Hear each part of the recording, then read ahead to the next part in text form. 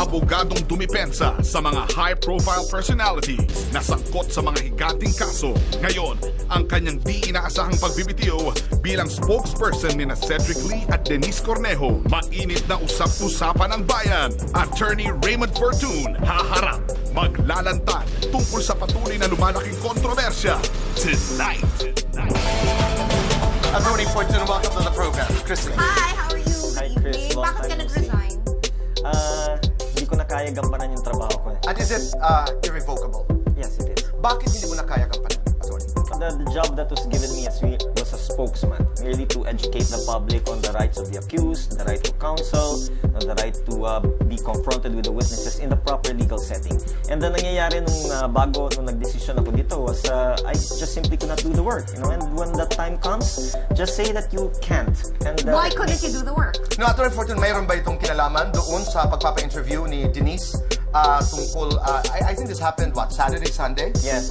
Was this did it break the camel's back? I mean, this particular interview? Probably that one. That one was... was it a series of, what is a series of breaches of your agreement? Well, the bottom You use line the word is- breach kasi of our agreement. Yes, the bottom line always is pag meron ka ng spokesman, you allow the spokesman to do all the talking for you. Why? Because as any counsel will tell you, no, less talk, less mistake.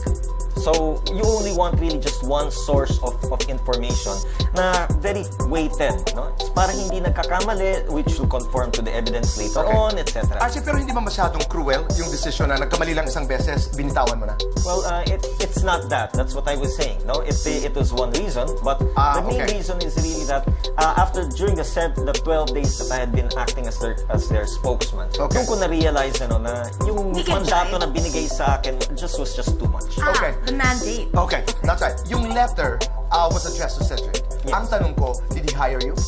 Yes, he did.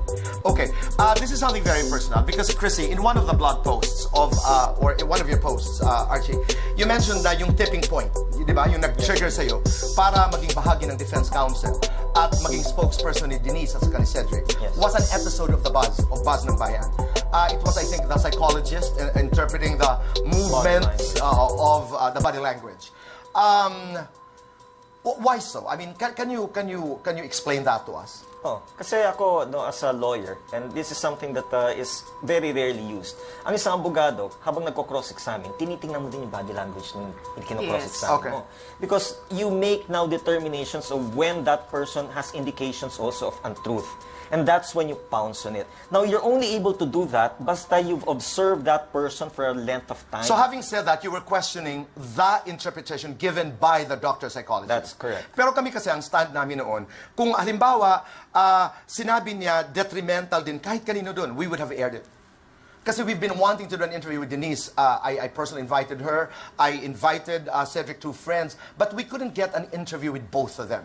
Para mabalanse lamang yung kwento. I mean, that's the background to it. Yes. The other background to it is, when I was doing an interview with Vong Navarro in the hospital, Chrissy, Attorney Manalo and Attorney Malyonga were in front. We didn't know whether we were getting that interview. It was 2 o'clock in the afternoon. We were going on air at 4 o'clock. Sabi namin, attorneys, kung kayo papayag talaga ng interview, ngayon na, kasi babalik pa kami. Only to show you that the network was not on top of directing us to do those interviews. I understand. No, but as you mentioned, and which I already reflected in the post ko, that was the one that pushed me to make the decision. Even before that, and again, yung mga posts ko lang sa Facebook will reflect it, I was very, very fair. I was not pro-Bong, I was not pro-Cedric. In fairness to you, you were. And I was really weighing everything, just trying to educate the public. No? Peril to my reputation as a lawyer was a phrase you used in your resignation letter. Why?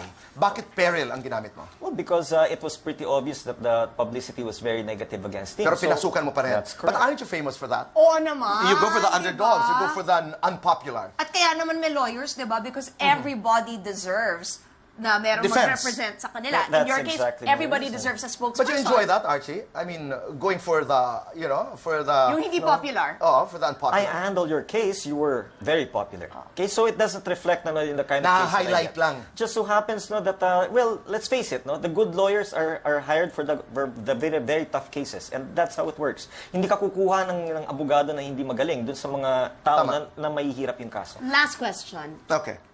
You lost faith in them?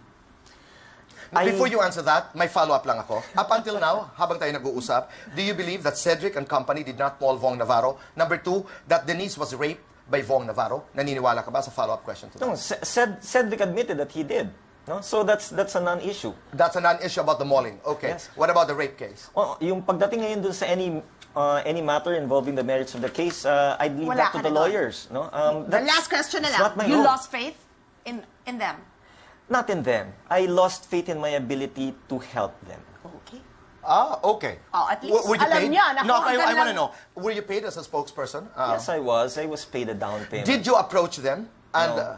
they No. approached you. No, Yes, no, no. because in the blog post when you said that what triggered the tipping point was that Buzz episode, they were actually asking you not to be spokesperson. No. No. At that point, I was not. No. So I was who made the first move? Ang nangyari nga, that Buzz episode is February 2, around mga 4 o'clock p.m.